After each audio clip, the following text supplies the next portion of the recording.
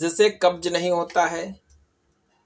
Antacids जो हैं इससे कब्ज नहीं होना चाहिए या लंबे समय तक चलने के लिए बहुत तेजी से कार्य करना चाहिए। इसका पीएच स्तर 4 से 6 के बीच में होना चाहिए। या पेप्सिन के श्रावण को बंद करता है। यह निगलने योग्य होना चाहिए।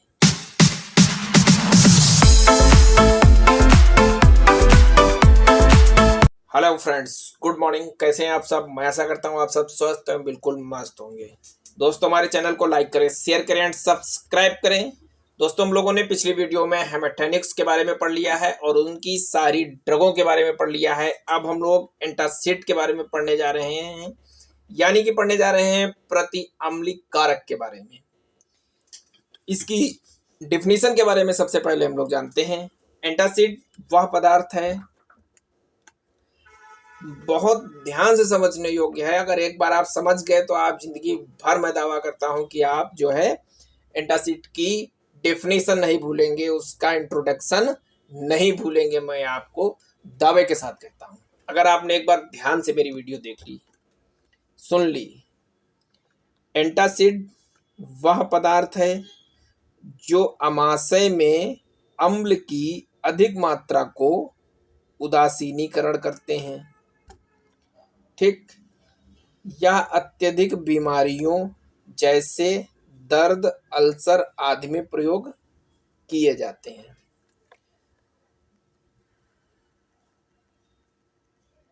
बहुत सिंपल सी लैंग्वेज में है।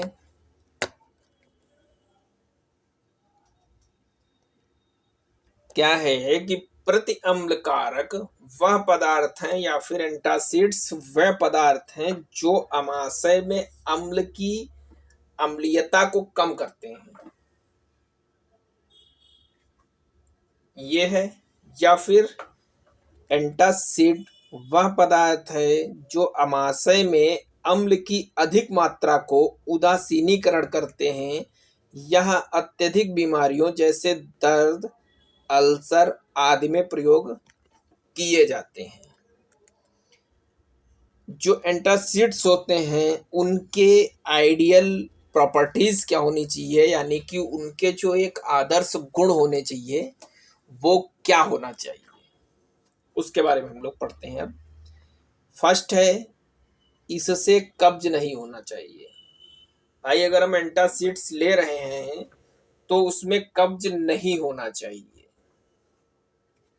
सेकंड है, यह लंबे समय तक चलने के लिए बहुत तेजी से कार्य करना चाहिए। ठीक। फोर्थ है, इसका पीएच स्तर 4 से 6 के बीच में होना चाहिए। फिफ्थ है, यह पेप्सिन के श्रावण को बंद करता है। ठीक है, यह पेप्सिन के श्रावण को बंद करता है। फिर है, यह निगलने योग्य होना चाहिए, यानी कि इसको आसानी से हम निगल सकें। और एक और पॉइंट ऐड कर सकते हैं, यह भोजन के अवशोषण में हस्तक्षेप नहीं करने वाला होना चाहिए।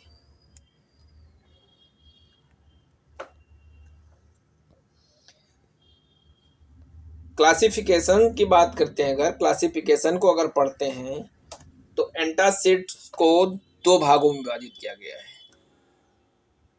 कितने भागों में विभाजित किया गया है? 2 भागों में विभाजित किया गया है एंटासिड को।